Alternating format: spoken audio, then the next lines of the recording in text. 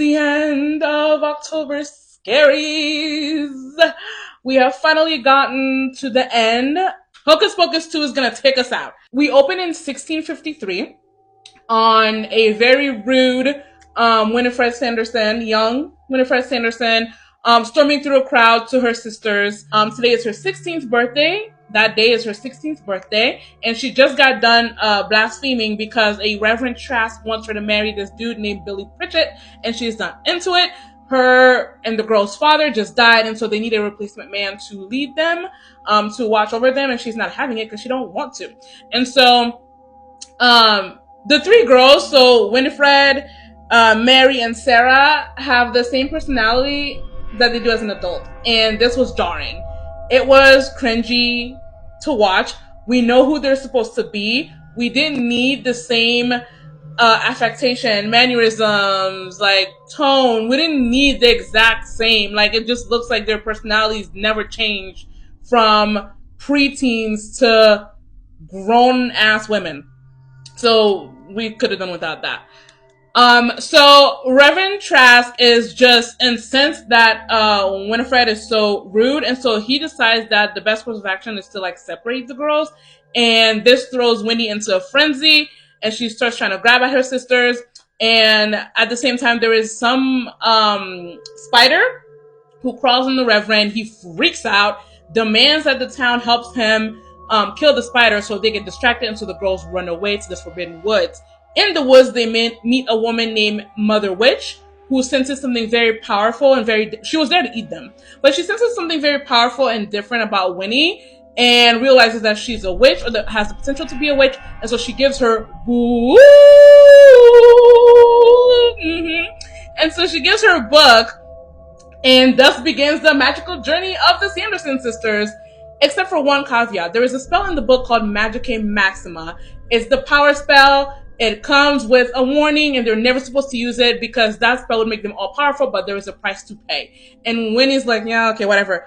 And in all those years, from that age to adulthood, right before they were, the first time, she never reads the warning, apparently. And I find that super unbelievable. Winifred Sanderson prides herself on being a powerful witch. There's no way she wouldn't have read that book cover to cover and interpreted every single part of it. So let's flash forward to the present. We leave the past with the girls setting the Reverend's house on fire. Okay. And so in the present, we meet Becca. It's her 16th birthday on this day.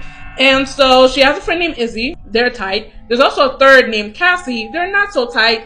Something happened. They're very, there's tension between the three of them. Izzy and Becca versus Cassie. There's tension. It gets awkward and there's hesitation between them.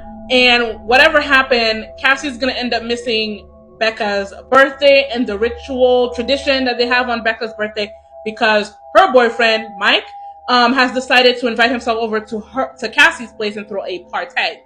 And so, after we establish that in the high school, Becca and Izzy go to Ye Olde Magic Shop, which is run by this dude named Gilbert, and it's run out of the Sanderson sisters' old cabin, which I thought was a museum from the first movie, but it's turned into a magic shop. Gilbert is telling the legend of the Sanderson sisters. He also talks about the movie that happened in the 90s with Max and Danny and Allison. But that's kind of a myth, which is very interesting and believable, because the Sanderson sisters put everybody under a spell back then. And so it makes sense that barely anyone would remember. But we later find out that Gilbert has a memory of the Sanderson sisters because he saw them back when they were getting done. They were getting done at the end of the last movie. And so he sells Becca and Izzy some magical stuff. Becca is a little she's into the herbs, and she's known as a witch, at least to Cassie's boyfriend. And so Becca and Izzy go off to the woods. They do the little tradition and stuff like that. But turns out the candle that Gilbert sold them is the real black flame candle. Gilbert is a snivelly little character. He totally looks like somebody who would want to bring back the Sanderson sisters. He looks like he's the type of person who, like, I don't know if you know what I mean. Like, he looks like, physically looks like the type of person who would get caught up and owe a debt to some, evil people. Whole time in the town, it's Halloween, and there's a festival that's, getting ready to get started. Mayor Trask, who is Cassie's father, is very excited about it, is very into it. So the Sanderson sisters get brought back via that black flame candle, and, shenanigans ensue. And what they want this time is to not only make it past sunrise, but they now want revenge on Mayor Trask because he's descendant of Reverend Trask, and they want him to pay for, daring to try to separate them way back when. I was very afraid that the movie was going to do a whole, the Sanderson sisters weren't evil, it was the patriarchy. I was afraid of that, but thank God the movie didn't do that. The Sanderson sisters are evil. They eat kids. So I'm glad that it was just more of a personal beef, and less so they're really, really good at heart. What the movie did really well was highlight their sisterhood. That scene at the very end, or towards the end, where Winnie, unbelievably, literally, I have a hard time believing this, realizes she made a huge mistake by doing the Magic Maxima spell. The sadness on her face, the whole what is this I'm feeling? Oh, I think my heart is breaking. And her choosing, wanting her sisters back, but turns out she needs to go join her sisters. It's not that they would be brought back, and she's happy about that and just wanting to be with her sisters. Lovely. Perfect. I'm not crazy about Book being a thinking object who can make decisions, who can resist Winnie, who can choose the next person it wants to belong to. I wasn't crazy about that. It's crying. I was not crazy about, I don't like that development at all.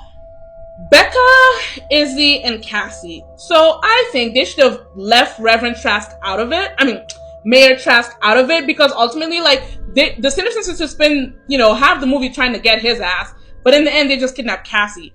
So it's we didn't really need him. We really didn't.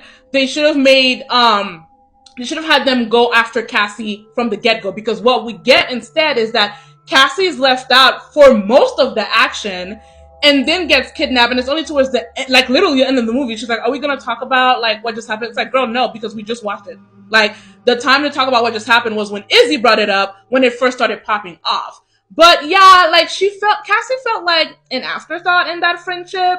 So that wasn't really a strong part of the movie. Even though they were trying to establish their coven and their friendship, sisterhood, I